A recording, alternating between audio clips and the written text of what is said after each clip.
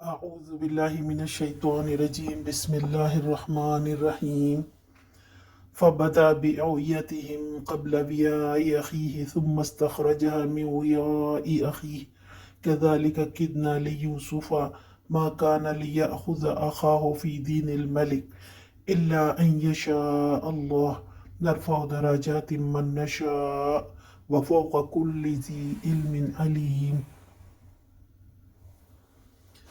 تب یوسف علیہ السلام نے اپنے بھائی سے پہلے ان کی خرجیوں کی تلاشی لینی شروع کی، پھر اپنے بھائی کی خرجی سے گمشدہ چیز برآمد کر لی۔ اس طرح ہم نے یوسف کی تائید اپنی تدبیر سے کی۔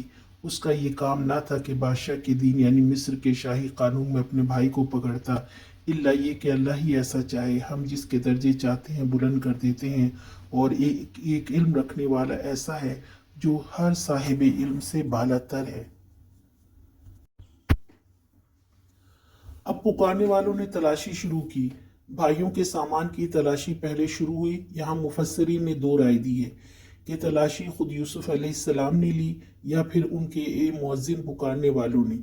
یہ تدبیر اللہ تعالیٰ نے یوسف علیہ السلام کو سکھائی کہ سامان بھائی کے تھیلے میں ڈال دیں، پھر جرم کی پاداش میں ان کو روک لیں۔ پھر بھائی کے سامان کو کھولا تو پیمانہ وہاں سے برآمد ہو گیا۔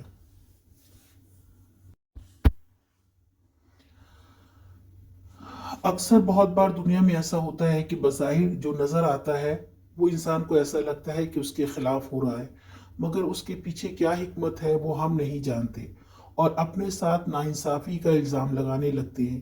اللہ تعالیٰ سے بدگمان ہوتا ہے، شکوہ کرنے لگتا ہے، لیکن بندہ مومن صبر کرتا ہے۔ اسے اللہ کی حکمت کا یقین ہوتا ہے کہ یہ ہماری کم علمی اور نادانستگی ہوتی ہے، ورنہ مومن اللہ کی رضا پر راضی ہوتا ہے، اور اللہ تعالیٰ کا کوئی بھی کام حکمت کے بغیر نہیں ہوتا۔